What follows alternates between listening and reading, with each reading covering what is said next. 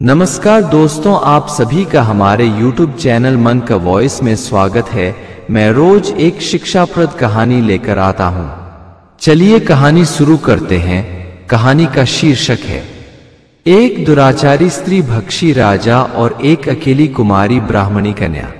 एक नगर में घसीटुमल नाम का बहुत बड़ा अत्याचारी राजा रहता था। वह राक्षस महिषासुर को अपना गुरु मानता था तथा उसकी प्रतिमा बनवाकर पूजा करता था। वह स्त्रियों का जन्मजात दुश्मन था। वह इतना बड़ा अत्याचारी था कि अपने नगर में नियम बना रखा था कि जिस किसी प्रजा की शादी होगी तो उसकी दुल्हन की डोली पहले राजभवन आएगी। वह एक रात राजा के पास रहेगी, उसके बाद दूसरे दिन अपने ससुराल जाएगी। उसके इस आदेश से प्रजा में हाहाकार मच गया। मंत्री से लेकर संतरी तक इस फैसले के खिलाफ थे, मगर राजा के सामने खिलाफ करने की हिम्मत किसी में नहीं थी।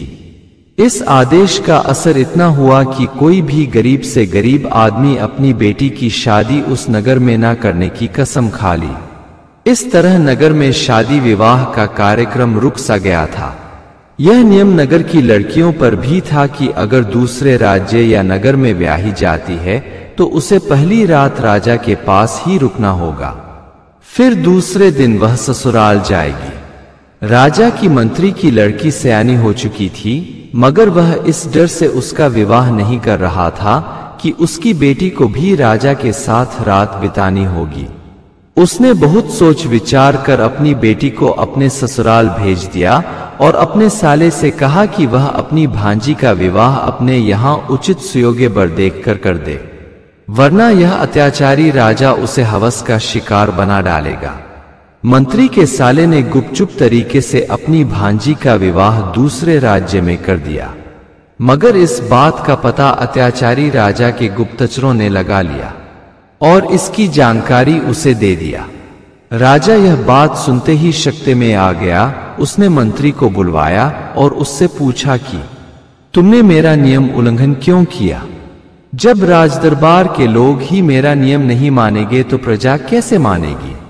अब मुझे ना चाहते हुए तुम्हें शूली पर चढ़ाना पड़ेगा, क्योंकि प्रजा में यह संदेश कैसे जाएगा कि राजा नियम तोड़ने वाले किसी भी आदमी को नहीं छोड़ता। इस तरह तो सभी अपनी अपनी बेटी को रिश्तेदारी में भेज शादी करा देंगे, तो हीर मेरे नियम बनाने का मतलब क्या रहा? ऐसी गलती करने वाला चाहे कोई भी हो, वह मंत्री हो या संतरी, सजा तो उसे मिलनी ही चाहिए। उसने बिना देर किए दूसरे दिन ही अपने चहेते मंत्री को शूली पर चढ़वा दिया। यह देखकर सचमुच प्रजा में बहुत बड़ा भय पैदा हो गया।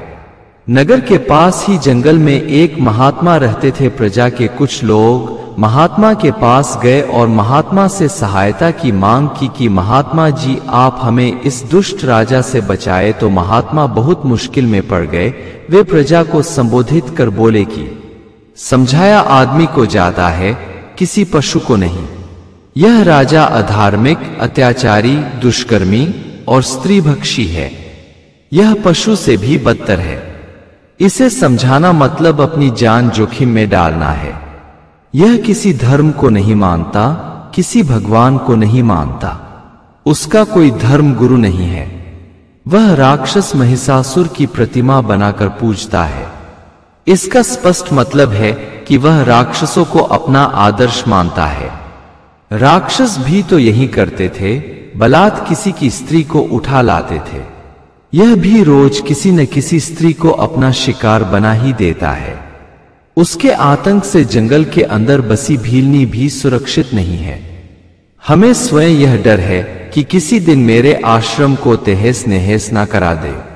प्रजा में से किसी ने कहा कि आप परम ज्ञानी हो, आपको कई सिद्धियां प्राप्त है, आप उसका उपयोग कर राजा को नष्ट क्यों नहीं कर देते? महात्मा बोले, नहीं वत्स, सिद्धियां दुरुपयोग के लिए नहीं होती। अगर हम उसका उपयोग जीव हिंसा के लिए करने लगे तो उसमें और मुझमें अंतर क्या रह जाएगा? महात्मा प्रजा के मुताबिक हुए और बोले, आप लोग जानते हैं उसके गुप्तचर हर जगह फैले हुए हैं। हम राजा के खिलाफ कोई भी सार्वजनिक बात नहीं कह सकते। हाँ, एक बात अवश्य कहना चाहेंगे कि जज्बा हो तो हर समस्या का समाधान है। वरना हर आदमी किसी न किसी का गुलाम है, मगर यह गुलामी असह वेदना देने वाली है।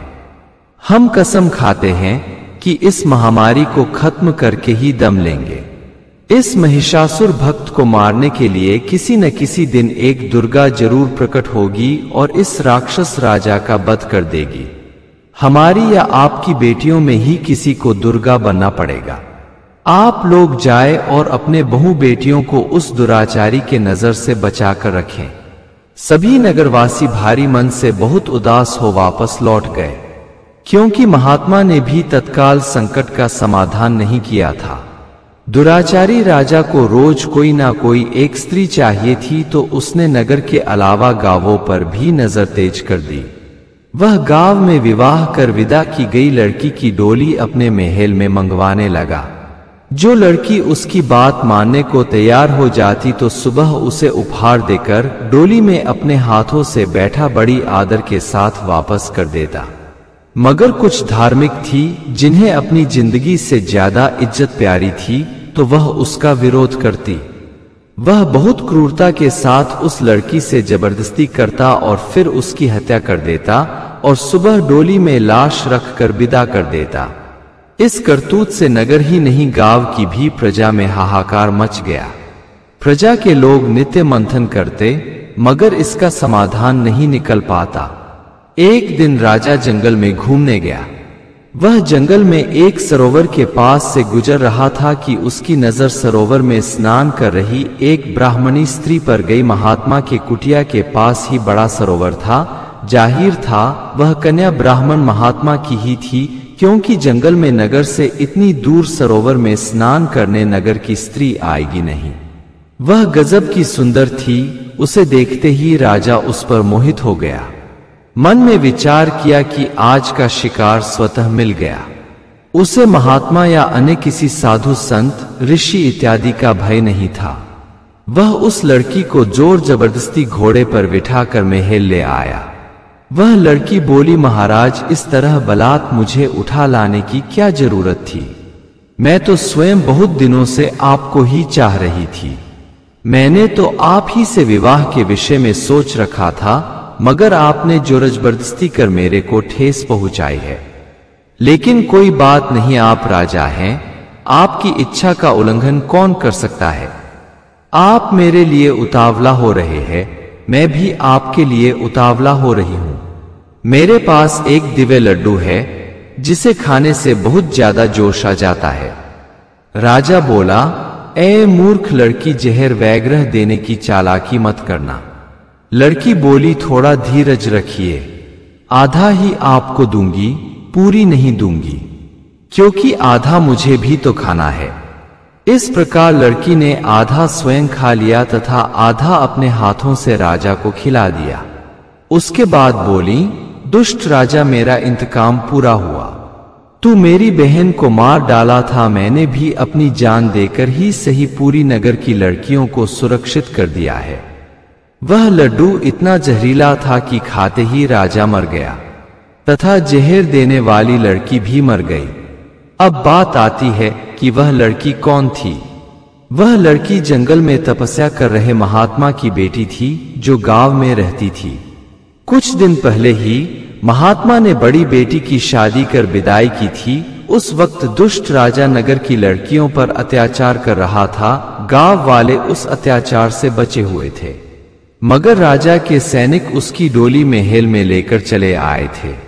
वह लड़की उस महात्मा की थी जो जंगल में कुटिया बनाकर रहता था, तो स्वाभाविक था कि वह एक धर्मात्मा और धर्मपारायण थी।